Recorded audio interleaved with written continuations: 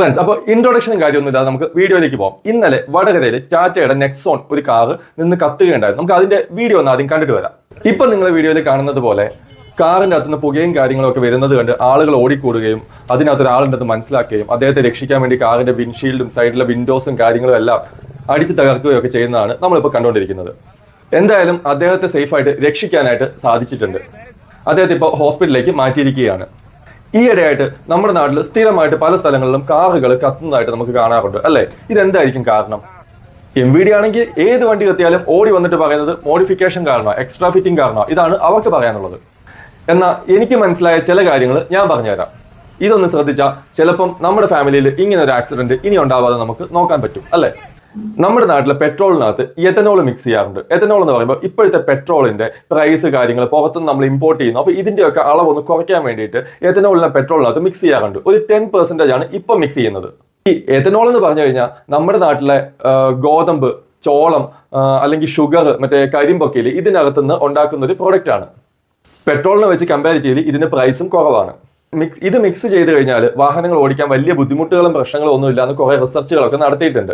1 litre പെട്രോളിനകത്ത് ഇത് 10% കൊടുക്കുമ്പോൾ അത്രയും പെട്രോളിന്റെ ഉപയോഗം കുറഞ്ഞില്ലേ? ഇപ്പോൾ 100 ടൺ പെട്രോൾ വേണ്ട സ്ഥലത്ത് 10% കുറയുമ്പോൾ ഏകദേശം 10 ടൺ പെട്രോളിന്റെ ഉപയോഗം കുറഞ്ഞില്ലേ? അപ്പം അതാണ് ഇവരിവിടെ ഉദ്ദേശിക്കുന്നത്. ഇനി അത് 20% ആക്കി മാറ്റാൻ പോകുന്നു എന്നും പറയുന്നു. പല സ്ഥലങ്ങളിലും 20 ആക്കിയിട്ടുണ്ട്. എല്ലാ സിറ്റികളിലും 20 ആക്കി കൊണ്ടുവരും എന്നാണ് പറയുന്നത്. ഇതുകൊണ്ട് എങ്ങനെ കാർ കത്തും എന്നാണ് നമ്മൾ ആലോചിക്കുന്നത്, അല്ലേ? എന്നാ പറഞ്ഞുതരാം. ഇവനാണ് നമ്മുടെ വില്ലൻ.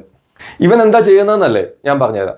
ഇവന്റെ ഭക്ഷണം എന്ന് പറഞ്ഞാൽ മരത്തിനെയൊക്കെ തുരന്ന് അതിനകത്ത് ചെന്ന് അതിന്റെ നീര് കുടിക്കുക. ഇപ്പോൾ വാഴയും അല്ലെങ്കിൽ നമ്മുടെ എന്തെങ്കിലുമൊക്കെ മരങ്ങൾ, ഇച്ചിരി അഴുകിയ മരങ്ങളൊക്കെ തുരന്ന് ചെന്ന് അതിനകത്തുനിന്ന് അതിന്റെ നീര് കുടിക്കുക എന്നുള്ളതാണ് ഇവന്റെ ഒരു ഭക്ഷണശീലം. ഇവന്റെ ഭക്ഷണമാണ് എന്ന് പറഞ്ഞ് ഇവൻ തുരക്കുന്നത് നമ്മുടെ വണ്ടിയുടെ പെട്രോൾ ട്യൂബ് ആയിപ്പോയി.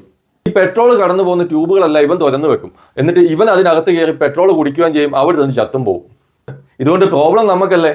നമ്മൾ ഇതൊന്നും അറിയാതെ വണ്ടി എടുത്ത് യാത്ര പോകും. എവിടെയെങ്കിലും എത്തുമ്പോൾ വണ്ടിക്കകത്തൊന്ന് പുക വരും. നമ്മൾ ലോക്ക് ഒക്കെ തുറക്കാൻ നോക്കുമ്പോഴത്തേക്കും വയറിങ്ങും സിസ്റ്റം എല്ലാം കത്തിയത് കൊണ്ട് ഒരിക്കലും നമുക്ക് ഇത് ഓപ്പൺ ചെയ്യാനും പറ്റില്ല. നമ്മൾ അതിനകത്ത് ലോക്ക് ആകുകയും ചെയ്യും. ഇതാണ് ഇപ്പോൾ പൊതുവെ സംഭവിച്ചുകൊണ്ടിരിക്കുന്നത്. ഇത് മാത്രമാണോ എന്ന് ചോദിച്ചാൽ MVD പറയുന്ന കാര്യങ്ങളിലും കുറച്ചൊക്കെ സത്യമുണ്ട്. മോഡിഫിക്കേഷൻ മോശമാണെന്നൊന്നും ഞാൻ പറയില്ല. പക്ഷെ മോഡിഫിക്കേഷൻ പ്രോപ്പറായിട്ട് ചെയ്താൽ യാതൊരു പ്രശ്നവുമില്ല. നമ്മുടെ വണ്ടിയുടെ ഇലക്ട്രിക്കൽ കോമ്പോണൻസിന് ഒരു പവർ ഔട്ട്പുട്ട് ഇത്രയാണ് കൊടുക്കുന്നത് എന്നുണ്ട്. നമ്മൾ അതല്ലാതെ അതിന് പകരം കുറച്ച് കൂടുതൽ ആംബിയർ അല്ലെങ്കിൽ കൂടുതൽ വോൾട്ടേജ് എടുക്കുന്ന ഒരു എക്യുപ്മെന്റ് കൊണ്ട് കണക്ട് ചെയ്യുമ്പോൾ, അതിന്റെ വയറിംഗ് കണക്ട് ചെയ്യുമ്പോൾ നമ്മുടെ വണ്ടിക്കകത്തുള്ള വയേഴ്സിനകത്തുള്ള റെസിസ്റ്റൻസ് കാര്യങ്ങളും ഇതുമായിട്ട് ഡിഫറെന്റ് ആവും. അപ്പം അതിന് വേണ്ട പവർ ഔട്ട്പുട്ട് കൊടുക്കാനുള്ള വയേഴ്സിന്റെ കപ്പാസിറ്റി ഇല്ലാതെ വരും. അങ്ങനെ വരുമ്പം അവിടെ ഒരു ഷോർട്ട് സർക്യൂട്ട് ഉണ്ടാകാനും ഒരു ഫയർ ഉണ്ടാകാനുള്ള സാധ്യതയുണ്ട്. ഇതേപോലെ മറ്റൊരു റീസൺ ആണ് വണ്ടിൻ്റെ അകത്ത് കൂളന്റ് കറക്റ്റ് ആയിട്ട് ഇല്ലാതെ വരിക. അതല്ലെങ്കിൽ എഞ്ചിൻ ഓയിൽ കുറഞ്ഞു പോവുക. എഞ്ചിൻ ഓയിൽ കുറഞ്ഞു പോകുമ്പോഴും വണ്ടിയുടെ കൂളന്റ് കറക്റ്റ് അല്ലാതിരിക്കുമ്പോഴും റേഡിയേറ്റർ ഒന്നും പ്രോപ്പറായിട്ട് വർക്ക് ചെയ്യാതിരിക്കുമ്പോഴും വണ്ടി തീ പിടിക്കാനുള്ള സാധ്യത അല്ലെങ്കിൽ ഓടുന്നതിനിടയ്ക്ക് നിന്ന് പോകാനുള്ള സാധ്യതകൾ കൂടുതലാണ്.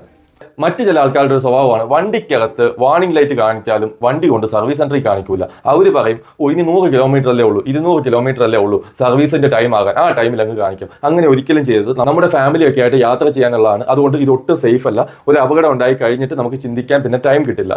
സോ എന്തെങ്കിലും കണ്ട സ്പോട്ടിൽ ഒരു മെക്കാനിക്കിനെ അല്ലെങ്കിൽ ഇലക്ട്രീഷ്യനെ കാണിച്ചിരിക്കണം.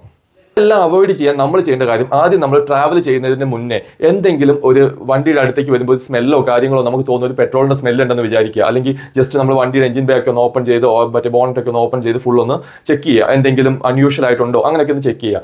ഇൻ കേസ് എന്തെങ്കിലും ഒരു പ്രോബ്ലം നമുക്ക് കാണുകയാണെന്നുണ്ടെങ്കിൽ നമുക്കത് അപ്പം തന്നെ റെഡിയാക്കാൻ പറ്റും. ഇതുപോലെ പെട്രോൾ ലീക്കേജ് നിങ്ങൾ കണ്ടു, നിങ്ങൾ അപ്പം തന്നെ വണ്ടി എടുത്ത് മെക്കാനിക്കിന്റെ അടുത്തോട്ട് പോകില്ല. ഒന്നുകിൽ ഒരു മെക്കാനിക്കിനെ ഇങ്ങോട്ട് കൊണ്ടുവരികയാണ് ചെയ്യേണ്ടത്. എന്നിട്ട് ഇത് റെഡിയാക്കിയിട്ട് വേണം വണ്ടിയിൽ യാത്ര. ഇനി നിങ്ങൾക്ക് മെക്കാനിക്ക് ഇങ്ങോട്ട് വരാനുള്ള സാഹചര്യം ഇല്ലെങ്കിൽ നിങ്ങൾ എന്ത് ചെയ്യണം? വണ്ടി എടുത്തുകൊണ്ട് അങ്ങോട്ട് പോകുന്നുണ്ടെങ്കിൽ വണ്ടിയുടെ 4 വിൻഡോസും ആദ്യം താഴ്ത്തി വെച്ചിട്ട് വേണം വണ്ടി ഓടിക്കാൻ. ഇൻ കേസ് ഒരു ഫയറോ കാര്യങ്ങളോ നമ്മൾ യാത്ര ചെയ്യുന്ന ടൈമിൽ ഉണ്ടാവുകയാണെങ്കിൽ നമുക്ക് രക്ഷപ്പെടാൻ സാധിക്കും. ഒരു 2 ഡേയ്സ് കൂടുമ്പോൾ പുതിയ വണ്ടിയാണെങ്കിലും പഴയ വണ്ടിയാണെങ്കിലും എഞ്ചിൻ ബേ ഒക്കെ ഒന്ന് തുറന്ന് അല്ലെങ്കിൽ ഹുഡൊക്കെ തുറന്ന് അതിനകത്ത് എന്തെങ്കിലും പ്രശ്നങ്ങളും കാര്യങ്ങളും ഉണ്ടോ എന്നൊന്ന് ചെക്ക് ചെയ്യുന്നത് എപ്പോഴും നല്ലതാണ്.